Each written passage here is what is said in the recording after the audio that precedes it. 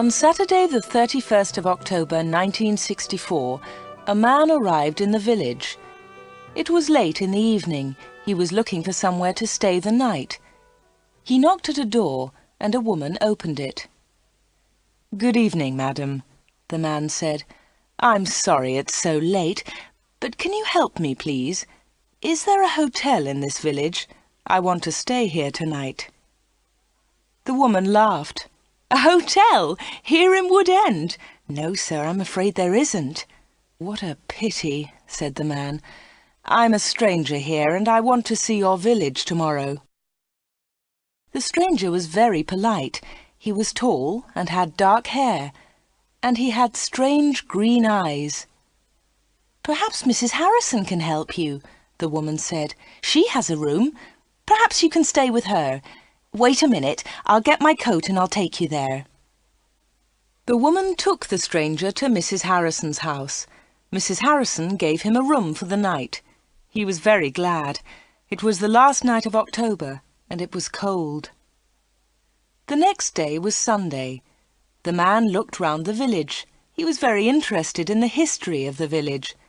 He met some of the villagers and asked them their names. But he did not visit the church. That was unusual. The church in Wood End was the most beautiful building in the village. But the stranger was not interested in it. He did not go to church that night with all the villagers. It was the first Sunday evening of November. When the villagers came out of the church, the man had gone. They had all liked him. The ladies had thought he was very good-looking. A few weeks later he came back. It was the first Sunday in December. The villagers were coming out of church. It was cold and dark. "Hello," he said. "I'm back again. It's nice to see you all once more." His next words surprised everyone. "Perhaps you can help me," he said. "I'm looking for a house. I want to buy a house here." "Here?" someone said. "But why here? There's no work in Wood End for a young man. All the young people leave the village. They find work in Lydney, the nearest town." "I'll get a job somewhere," the stranger said. "Perhaps in Lydney." Then one of the villagers told him about old Mr. Smith's house. Mr. Smith had died in the summer. His house was empty. It was for sale. The house was on the corner of Main Street and Church Lane. "I'll ask about the house tomorrow," said the young man. "Perhaps I'll be lucky. Goodbye. I'll see you soon." The villagers watched him leave. They all saw his car. It was very big and luxurious. He looked rich. A few days later, Mr. Smith's house was sold, and in the middle of December the young stranger arrived. He moved into the house and worked very hard. He fixed the roof. He repaired broken windows. He painted and decorated. He changed the whole house. But there was a big surprise for the villagers. On the morning of Monday, the 21st of December, they saw a big sign on the front of the house. And on the sign were these words: "The Corner Shop, Proprietor Dave Slatin." The picture sequence from the cinema has finished. You can look at it once more if you want. The villagers could not believe it. A shop in Wood End. Everybody talked about it. There was once a shop in Wood End, but it had closed 20 years ago. Some people wanted the shop, but others did not. The villagers met in the evening in the village hall. Everybody was there. Everybody was interested in the new shop. "The corner shop is a good idea," someone said. "We need a village shop. We won't need to go to Lydney." Then Mrs. Harrison spoke. She liked the stranger, Dave Slatin. "I agree," she said. "A village shop is a good idea. It's too quiet here. Wood End needs a shop." "Nonsense," said Miss Brown. She was the village school teacher. "Lydney is not far away. There are lots of shops there." Soon everybody was shouting. Then Mr. Hart spoke. He was a very big man with a loud voice. Listen, everybody, he shouted. We've never had trouble in this village before. We've always been quiet and happy. Now this shop is causing trouble. Let Mr. Slayton speak, someone said. It's his shop. Let him speak. Ladies and gentlemen, said Dave Slayton, I don't want to cause any trouble. I'm still a stranger in your village. But I want to be one of you. I want to be your friend. I like the people of Wood End. He smiled, and a few people clapped. They liked him. The corner shop will sell lots of things, he went on.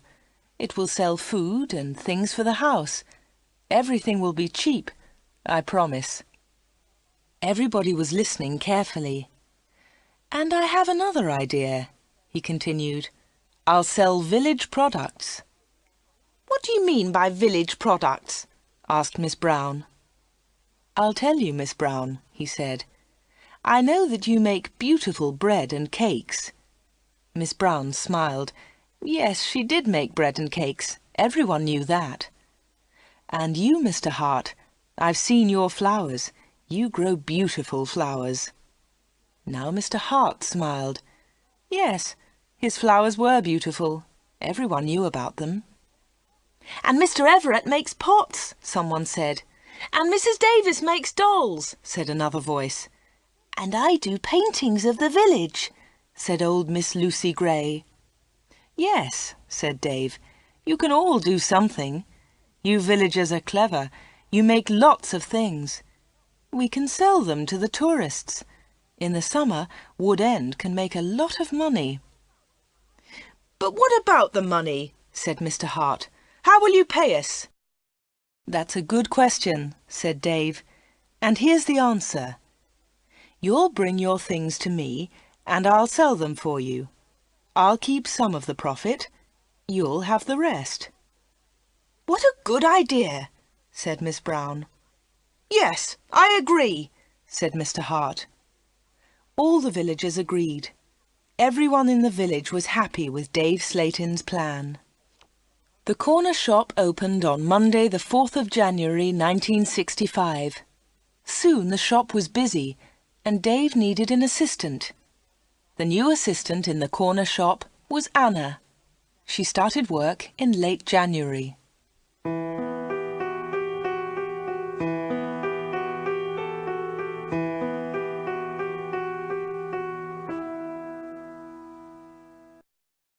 The picture sequence from the cinema has finished.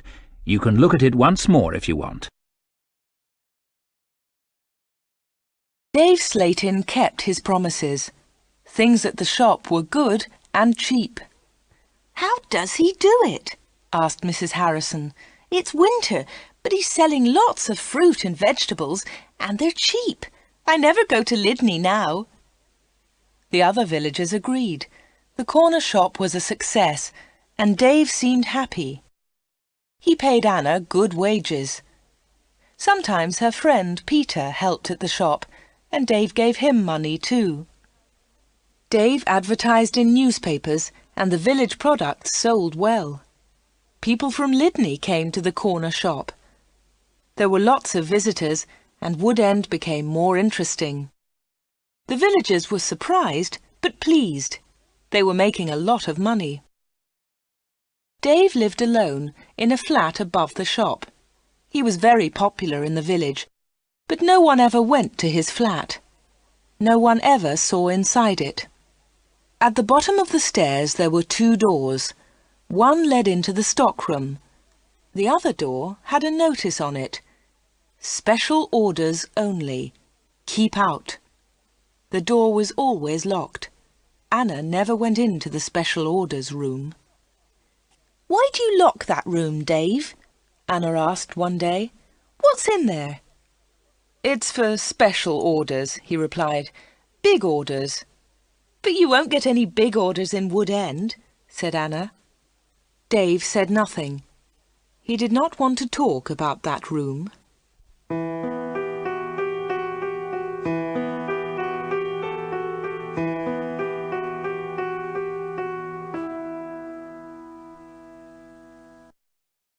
The picture sequence from the cinema has finished. You can look at it once more if you want.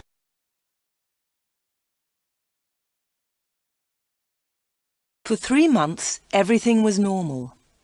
Then, one day in April, an unusual customer came into the shop. The new customer was a very beautiful woman. She was wearing expensive clothes and arrived in a large car. "Is this the corner shop?" the woman asked. She looked round and seemed a little surprised. "Yes," replied Anna. "This is the corner shop. It's the only shop in the village." "I'm looking for Mr. Slayton, the owner of the shop," said the woman. "I think he's upstairs," said Anna. "I'll go and get him. Does he know your name?" "Yes, I think so," was the reply. "Tell him—" The woman stopped. "Tell him Miss Gordon is here, Miss Greta Gordon." Anna was amazed. "Are you Greta Gordon, the film star?" "Yes, that's right." The woman smiled, but she was nervous. "Wait a minute," said Anna. "I'll tell Mr. Slayton that you're here." Anna ran to the bottom of the stairs and called, "Dave! Dave! There's someone to see you!" "Who is it?" asked Dave from upstairs. "Miss Greta Gordon!" shouted Anna. "It's Greta Gordon, the film star!" "I'm coming," he said, and he came down immediately. "I'm pleased to meet you, Miss Gordon," he said. "Good morning," said Greta Gordon. She and Dave shook hands. She had beautiful hands, and she was wearing beautiful diamond rings. Anna had never seen so many diamonds before. Miss Gordon looked round. "Is this where you work, Mr. Slayton?" she asked. Once again she seemed nervous. "Yes," said Dave. "It's a small place, but it's big enough for me. Please follow me, Miss Gordon." Anna was surprised. Dave and Greta Gordon did not know each other. He did not call her Greta, and she did not call him Dave. He seemed to be in a hurry, and she seemed to be frightened. Anna watched them. Dave and Greta Gordon went to the back of the shop and into the special orders room. Greta Gordon was a special order customer. Anna thought that was very strange. She wanted to tell someone about Greta Gordon. Anna loved films. She wanted to tell Peter about the film star, but she had to stay in the shop. 10 minutes later, Greta Gordon came out of the special orders room. Dave went straight upstairs, and Greta Gordon came to the front of the shop. The film star looked terrible. She was pale. She was crying. Her eyes were red with tears. "What's wrong?" asked Anna. "Can I help you, Miss Gordon?" "No, thanks. I'm all right," said Greta Gordon. "Do you want to sit down?" said Anna. She got a chair, and the film star sat down. "Shall I get the doctor?" said Anna. "No, no," said Greta. "Please tell no one about my visit here. Please tell no one." Anna was disappointed. She wanted to tell everyone about Greta Gordon. She wanted to tell everyone about her famous customer. "I want to give you something," said Greta Gordon. "Here's a photograph of me. I'll sign it." She signed the photograph and gave it to Anna. "Please keep this," said Greta, "and please keep our secret. Please don't tell anyone." "All right," said Anna. "I promise." The film star kissed Anna. She held Anna's hands. What a beautiful woman, thought Anna, and what beautiful hands. Then Anna noticed something. The diamond rings were gone.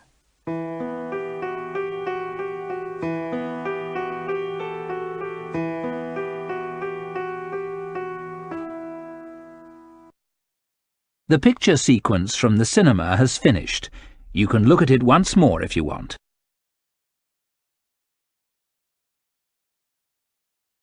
Dave never talked about Greta Gordon. He never talked about her visit to the corner shop.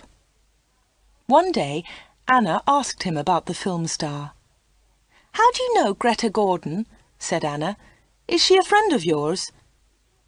"I don't want to talk about her," Dave replied. "She was a special order customer. Don't ask any more questions about her, Anna." So Anna did not ask any more questions. She did not ask about Greta Gordon's special order, and she did not ask about the rings. Anna kept her promise. She never told anyone about the film star. Soon it was spring. Anna and Dave were busy. Mr. Hart brought lots of flowers to the corner shop, and Anna sold them to the tourists. There were lots of tourists that year. In May, Peter asked Anna to marry him. She said yes. They became engaged. They planned to get married in the following year. Now they needed money, so they worked hard and they saved. They were very much in love. On Saturdays, Peter played football or cricket, and Anna often went to the cinema in Lydney. He enjoyed sports, and she loved watching films. One day, Anna was reading Film News. This was a magazine about film stars. She turned the pages. There was a picture of Greta Gordon. Anna was pleased. What a surprise! Beautiful Woman was going to be a big film, and now Greta Gordon had the star part. Anna wanted to tell Peter about Greta, but she kept her promise. She did not tell anyone. But she did show Film News to Dave Slayton. "Look, Dave," she said, "here's a story about Greta Gordon. Isn't it great? She's got the big part in Beautiful Woman." Dave looked at the magazine. "Greta Gordon will star in Beautiful Woman." The star of Beautiful Woman was Joanna Lee, but Miss Lee has broken her arm. "I don't know what happened," said Miss Lee. "I was in my bedroom. I slipped and fell." Greta Gordon will now be the star of Beautiful Woman. "I'm so lucky," Greta told us yesterday. "I've always wanted the part. I can't believe it." "I don't know anything about films," he said. "Is Greta Gordon a big star?" Anna laughed. "Big star? Yes, she is. She's terrific." Dave didn't seem interested. "I hope she's happy with her big part," was all he said.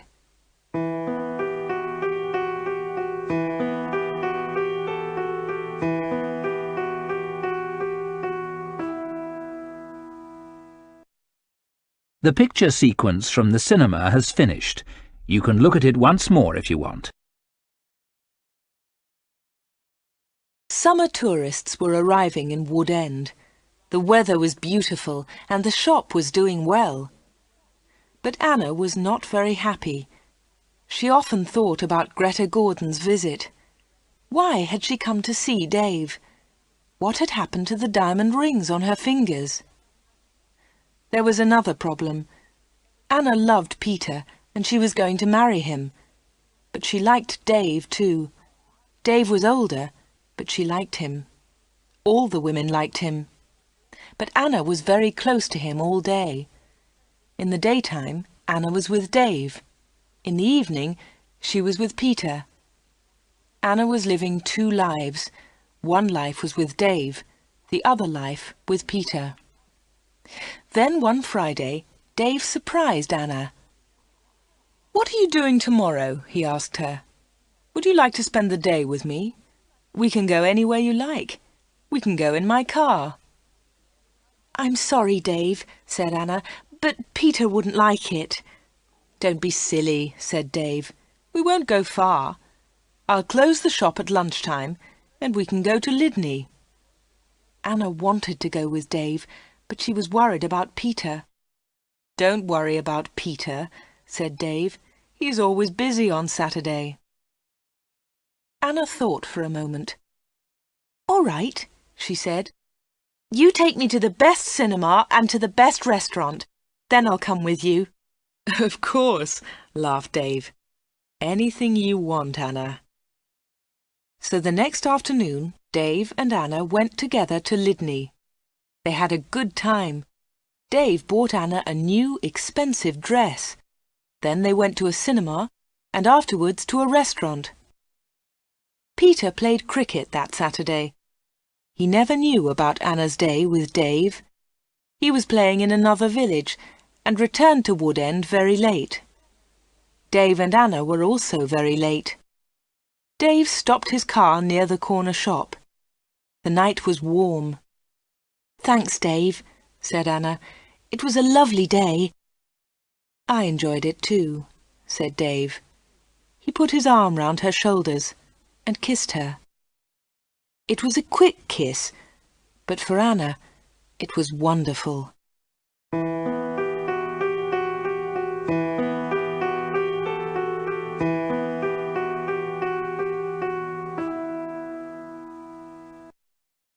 The picture sequence from the cinema has finished. You can look at it once more if you want. The summer passed. The corner shop was always busy. Sometimes Dave opened the shop on Sundays too. Anna earned a lot of money. Everyone thought that she was happy. But life was difficult for her.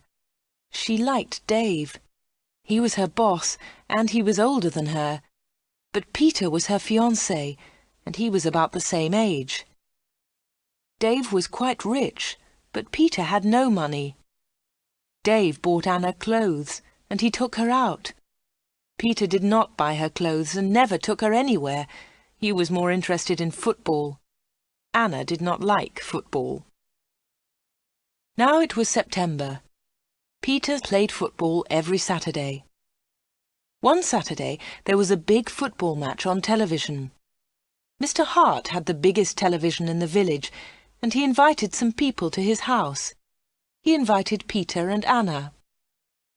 On Friday, the day before the match, Anna was working in the shop all day. At 5 o'clock, she locked the shop door. 2 minutes later, the bell rang, and Anna went to the door. There was a young man outside. He was carrying a small case. "Hello," she said. "Can I help you?" "I hope so," said the young man. "I want to see Mr. Slayton." "I'm afraid that the shop is closed now," said Anna. "We're open tomorrow morning." "But I've got an appointment," said the young man. Then Dave spoke behind Anna. She hadn't seen him. "Yes, I've been waiting for you," said Dave.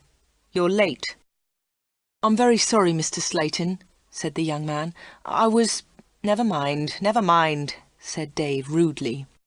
His rudeness surprised Anna. The young man seemed afraid. "But can you see me now?" he asked. "Yes," said Dave. "Come in." Dave turned to Anna. "Anna, it's after 5 o'clock. You can go home now." "I won't be long," said Anna. Dave was angry. "Hurry up and go home," he said. But Anna wanted to stay. She wanted to know about the young man. The young man followed Dave to the back of the shop and into the special orders room. Another special order, another special customer. Anna waited. But soon it was 5:30. Anna put her coat on and left the shop. She closed the door very loudly. Then she went round the corner and waited. Soon there was a noise. The young man was leaving the shop. Anna could not see him, but she could hear him. He was speaking to Dave. "Are you sure?" said the young man. "What do you mean?" asked Dave. "Is this the only way?" said the young man. "Yes, it is," said Dave. "Don't worry, everything will be all right. Goodbye." Anna heard the shop door close. She came round the corner and saw the young man. He was walking quickly to his car. Anna noticed immediately that he was not carrying his case. She followed him. "Excuse me," she said, "you've forgotten something. You've left something behind." The young man turned round. Anna stopped. Suddenly she was frightened. The young man's face was white. It was white with fear. "Please go away," said the young man. "Leave me alone. I want to go home. Leave me alone." He got into his car and drove off. Anna stood in the street and watched him. She was thinking. Why had the young man come to the corner shop? What was his special order? And why had he left his small case with Dave's slate in? The picture sequence from the cinema has finished. You can look at it once more if you want.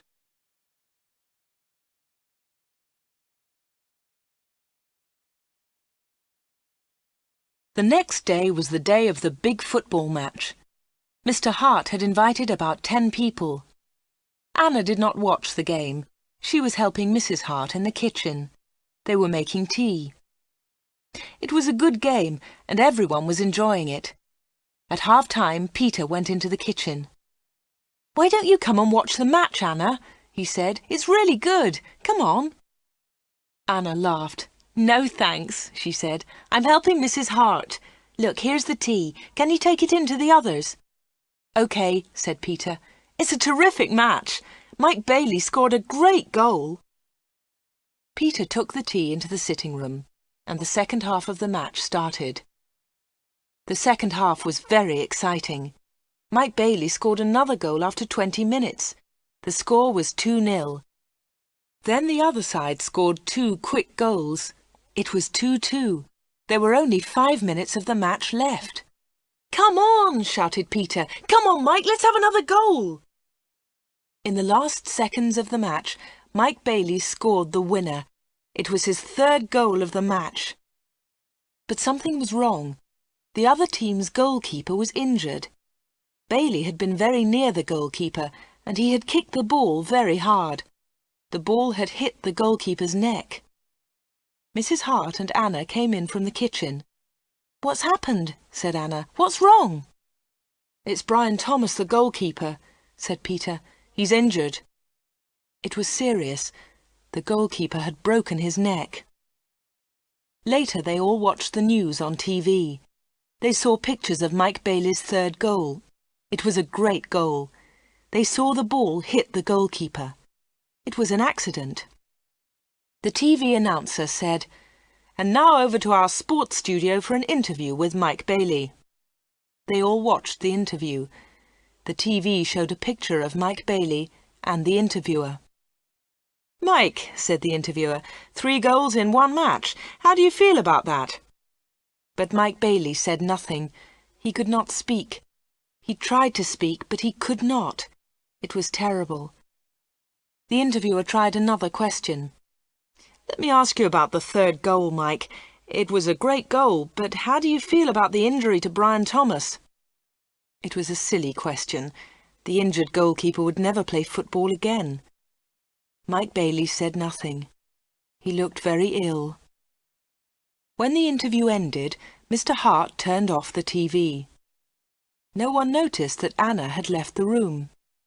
Mike Bailey had looked frightened. Anna was frightened too. Mike Bailey and Anna had met before, the day before, at the corner shop.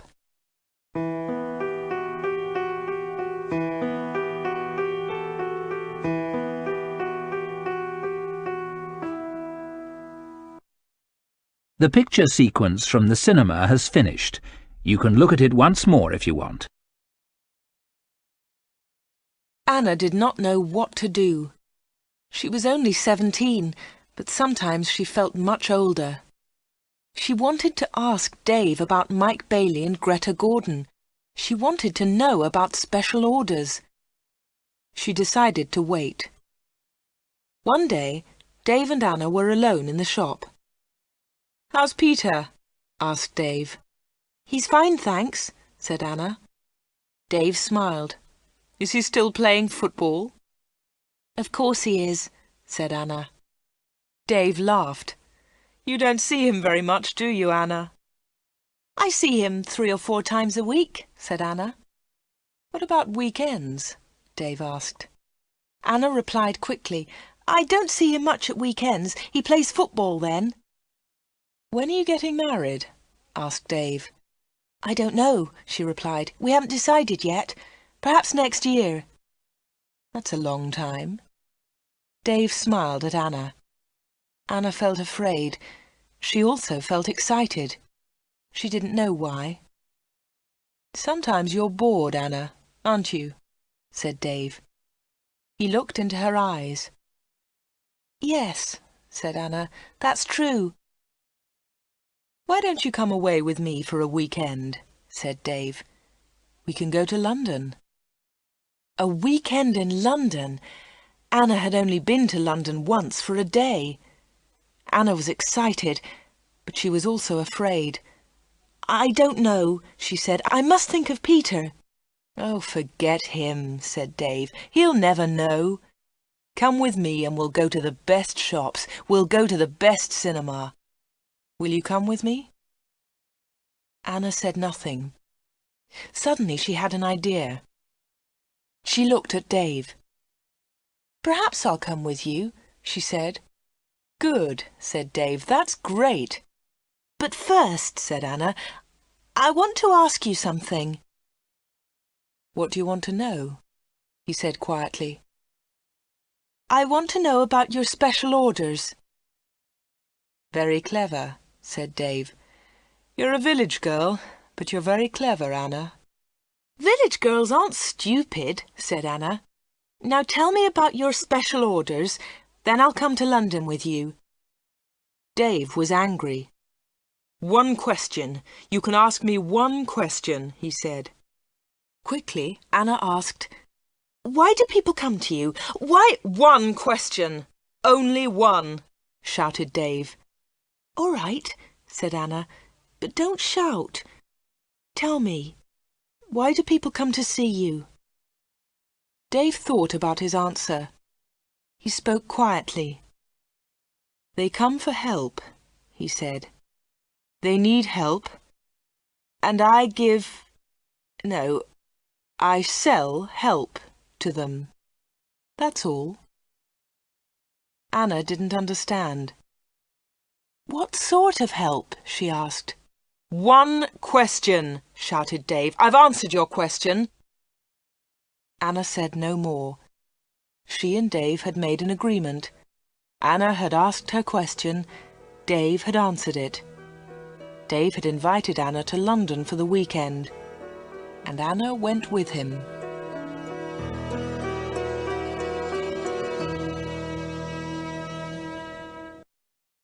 The picture sequence from the cinema has finished.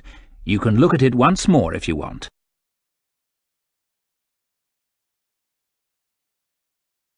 Anna enjoyed the weekend. They arrived in London late on Friday evening and stayed at a big hotel. On Saturday they went shopping, and in the evening they went to a cinema. On Sunday they went to a park. They came back to Wood End on Sunday evening. It was the last Sunday in September. On Monday, Anna went to the shop. It was not so busy now. Summer was over. Most of the customers were villagers. It was a cold autumn. On Monday evening, Peter came to see Anna. "Hello," said Anna. "Did you win on Saturday?" "No," said Peter. "We didn't win, and I didn't play." Anna was surprised. "You didn't play? Why not? What was wrong?" "I didn't feel very well on Saturday morning. I stayed in Wood End. I was in the village all weekend." Anna's face was red. Her voice was quiet. "Are you feeling better now?" she asked. "No," said Peter, "and you know why." Anna tried to look surprised. "Me?" she said. "Oh, Anna," said Peter, "you know what's wrong. It's you and Dave Slatin." "What do you mean, me and Dave Slatin?" said Anna quickly. "You went away with him on Friday evening. Someone saw you in Dave's car." Anna tried to explain. "Oh, it's nothing," she said. "Dave and I went—" "Shut up," said Peter. "I don't want to know, Anna. Don't talk about it." "But Peter," said Anna. Peter didn't listen. "I know he's got a lot of money. He can take you to places. He's from a big city. I'm a poor village boy, Anna. But you must choose. You must choose between Dave and me. You can't have both of us." "I know that, Peter," said Anna, and I don't want both of you. But listen, Peter, I want to tell you about Dave. There's something very strange about him. Dave, Dave, Dave, Peter shouted. You talk about him all the time. I don't want to hear his name again. Peter turned round and walked out of the room. He left Anna's house. Now Anna was alone. She was very unhappy. She wanted to talk to Peter. She wanted to tell him about Dave. She wanted to tell him about Greta Gordon and about Mike Bailey. But Peter had left her.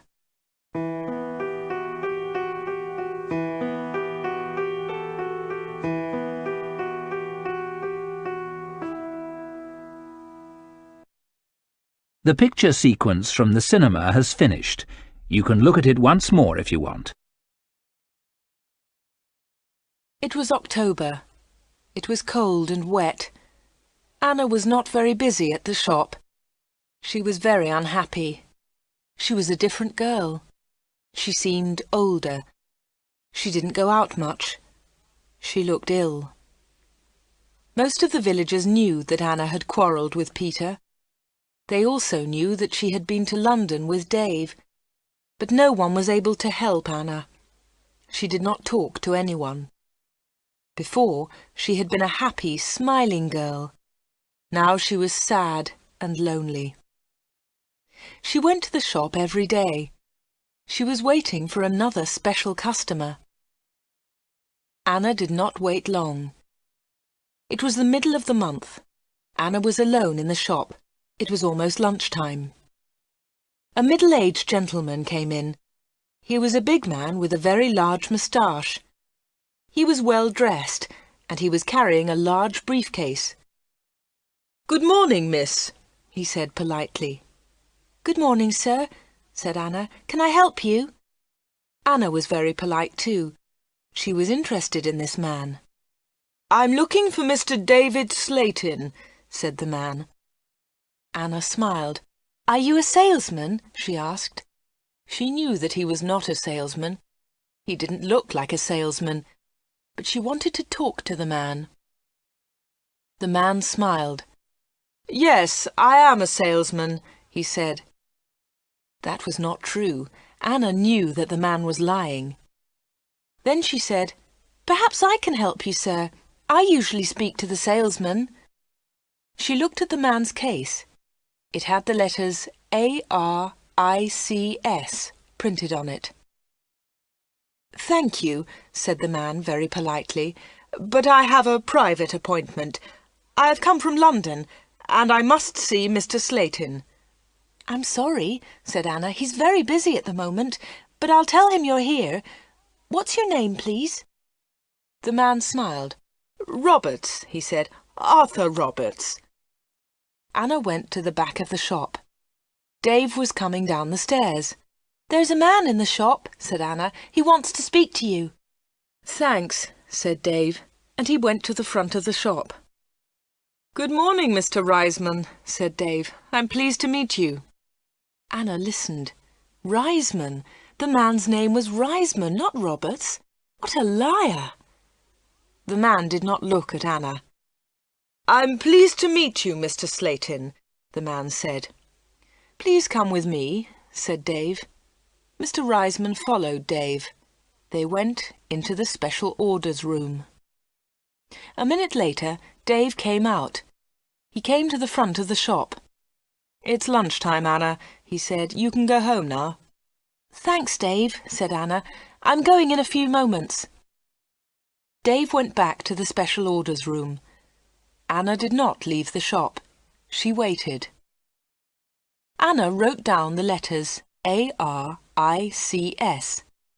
She understood A-R, Arthur Reisman, but she did not understand I-C-S.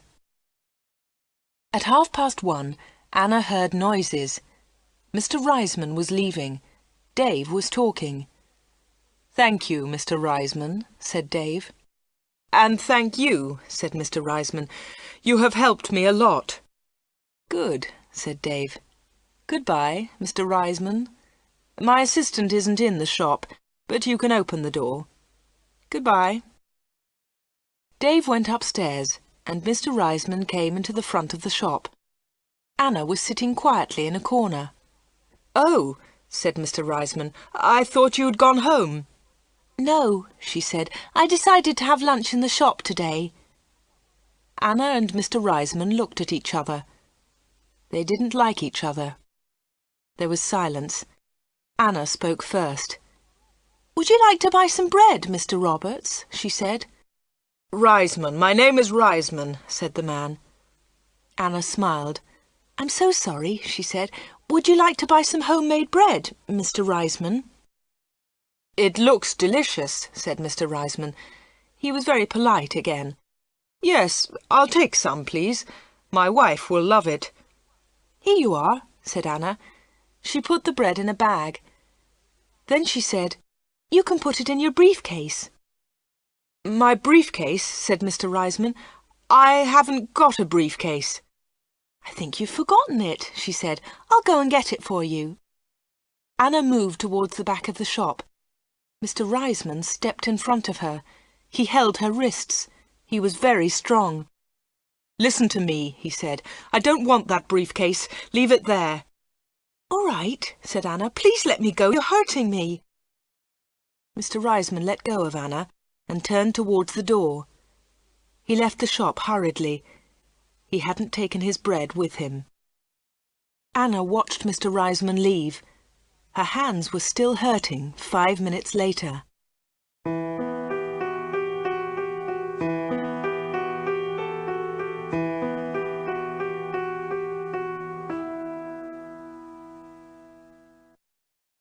The picture sequence from the cinema has finished. You can look at it once more if you want.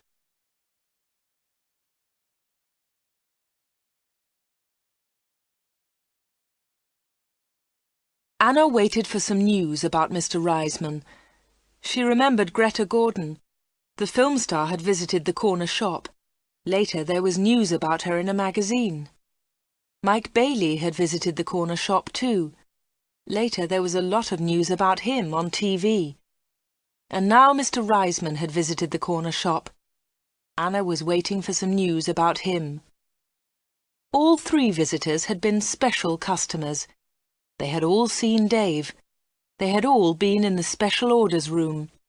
And they had all left something with Dave. Greta Gordon had left her diamond rings. Mike Bailey had left his case. Mr. Reisman had left his briefcase. Anna wanted to find out more about the 3 special customers. She thought about Mr. Reisman. His case had the letters ARICS on it. She understood AR, but what was ICS?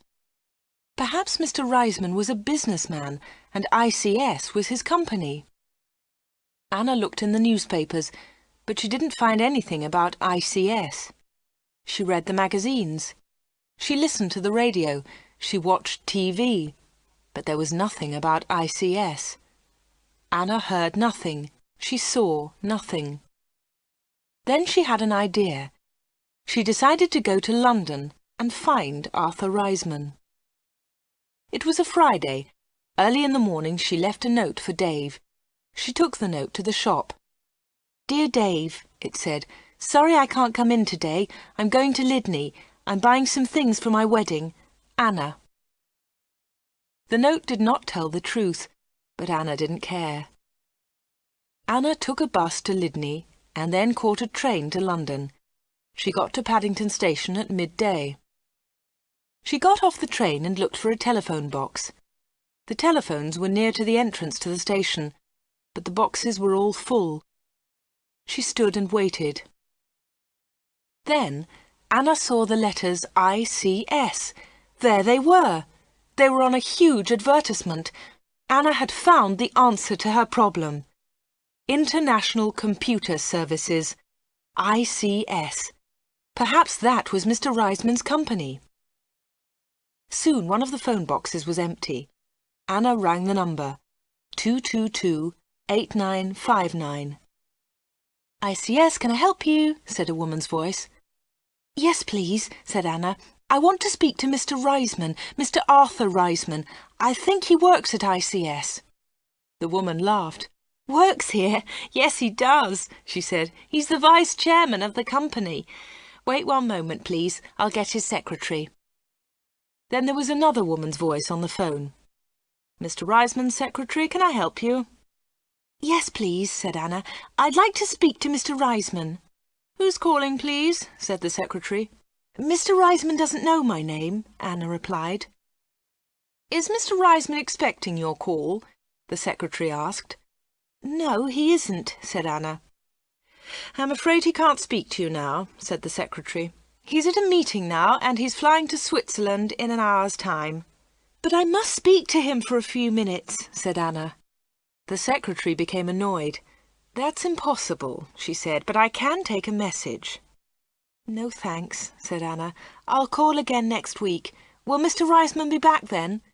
"Yes, he will," replied the secretary. "Goodbye." And she put the phone down. Anna had found Mr. Reisman's company, but she hadn't spoken to him. Anna spent the afternoon in London. She went to see a film. Then she had tea in a small cafe near Paddington Station. Her train left London at 6:30. She bought an evening newspaper and got on the train. Anna was tired, but she felt happy. After a few minutes, she looked at her newspaper. Anna was waiting for some news. There it was, on the front page. "Private plane crash near London. 6 dead, all from ICS. 6 people were killed this afternoon in a plane crash at Enfield near London. The plane was flying to Switzerland. The passengers were all from International Computer Services, ICS. Among them was Mr. Alfred Gluck, the chairman of ICS. Mr. Arthur Reisman, vice-chairman of ICS, told us, 'I'm lucky to be alive. I was at a meeting today. The meeting went on for a long time, and I didn't catch the plane.' Mr. Reisman will probably be the new chairman of ICS.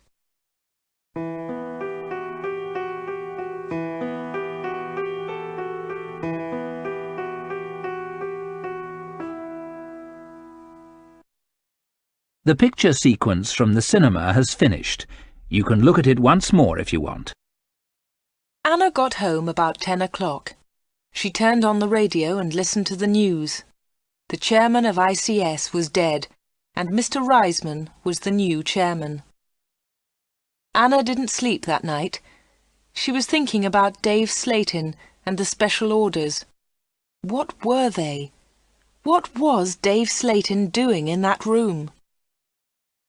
On Saturday morning she went to the shop. Dave said nothing to her. He was angry because Anna had not worked on Friday. He didn't ask about her day off, and Anna didn't tell him about it. At 11 o'clock, Dave left the shop. He got in his car and drove off. Anna was alone. This was her chance. She went to the back of the shop and turned the handle of the locked door. But the special orders room was not locked. Dave had forgotten to lock it. Anna opened the door and went into the room. It was a small room, dark and hot. Anna turned on the light, but it was not a very strong light. She looked round the room. There was a small table, 2 old chairs, and a lot of boxes. That was all. Special orders? There were no order books, no papers, no pencils. Anna walked round the table. It was difficult because there were a lot of boxes on the floor. Anna opened one of the boxes and looked inside. She found some old magazines and newspapers.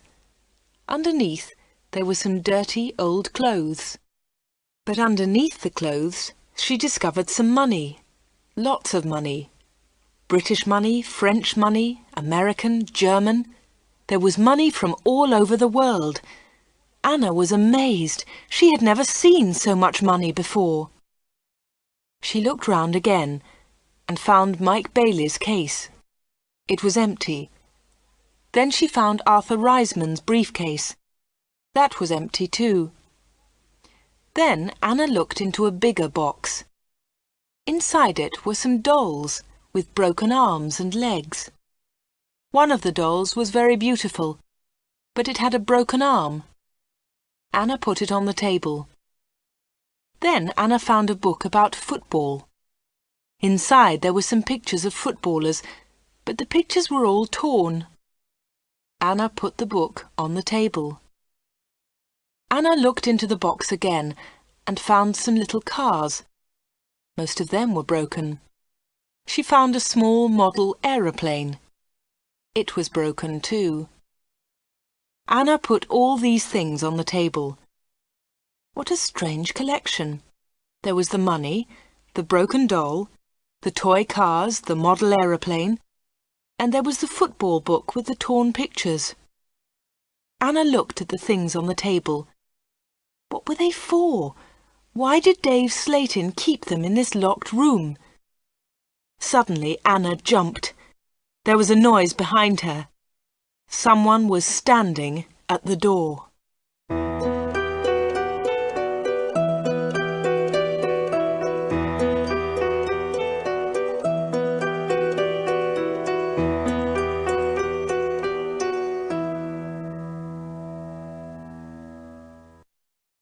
The picture sequence from the cinema has finished.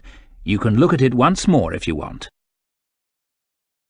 "What about the diamond rings?" said a voice. It was Dave Slayton. He was laughing. "I left the door open for you," he said. "I wanted you to go into this room this morning."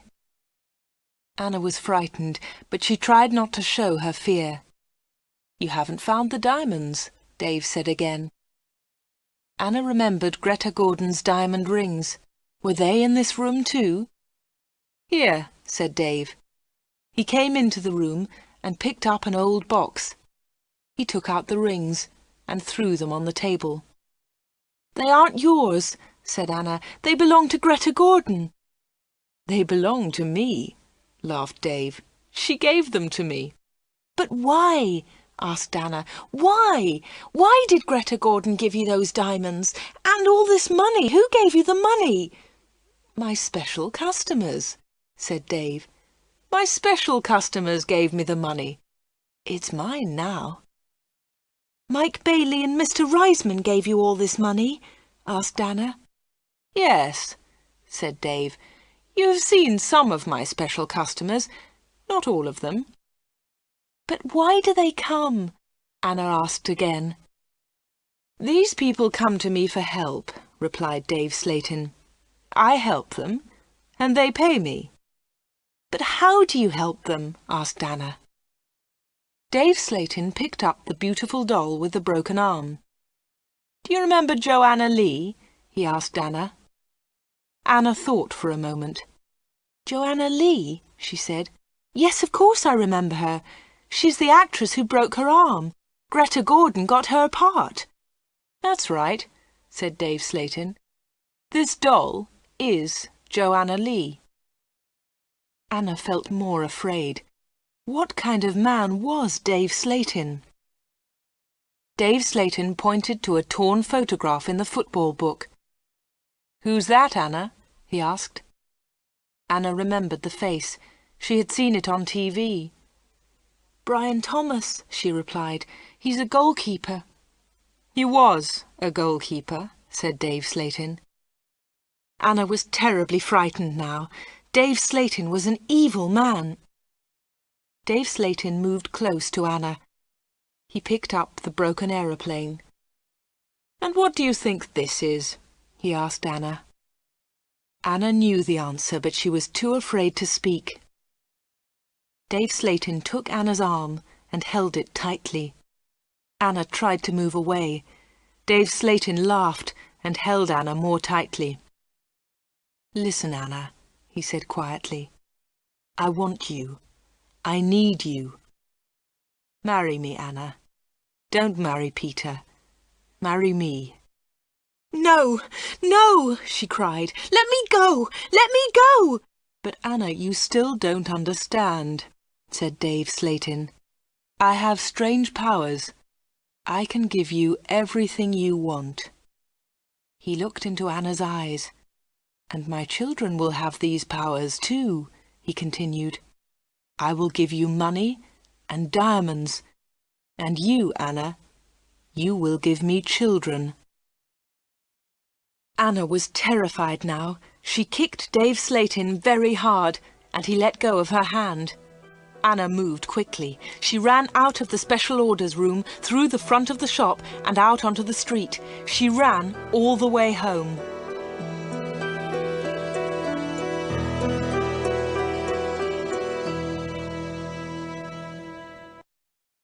The picture sequence from the cinema has finished. You can look at it once more if you want.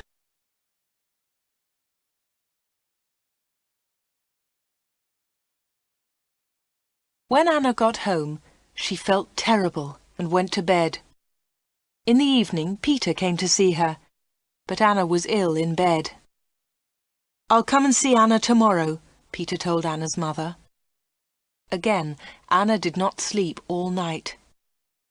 The next day, Sunday the 31st of October, was a terrible day for Wood End.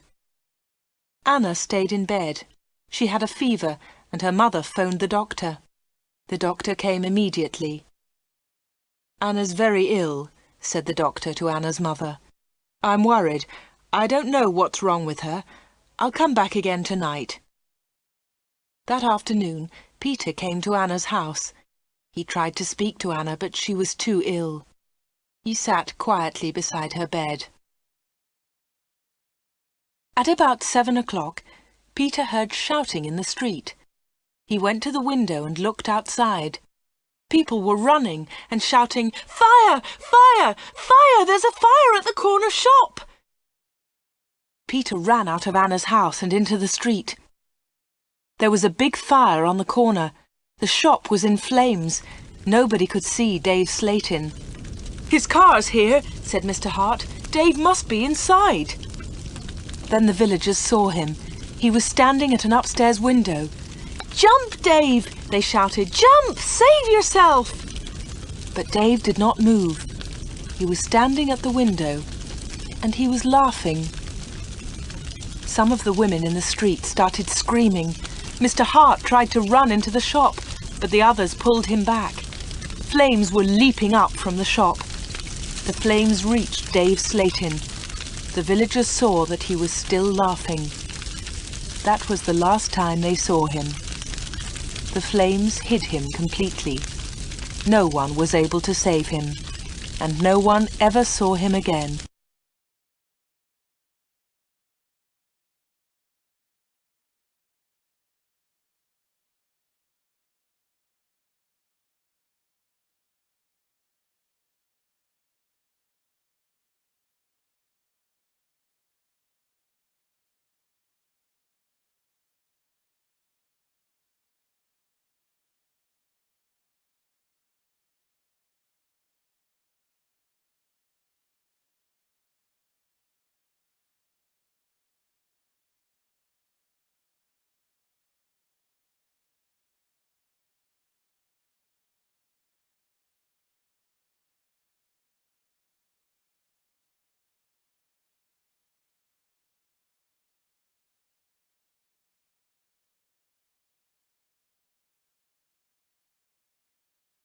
The picture sequence from the cinema has finished.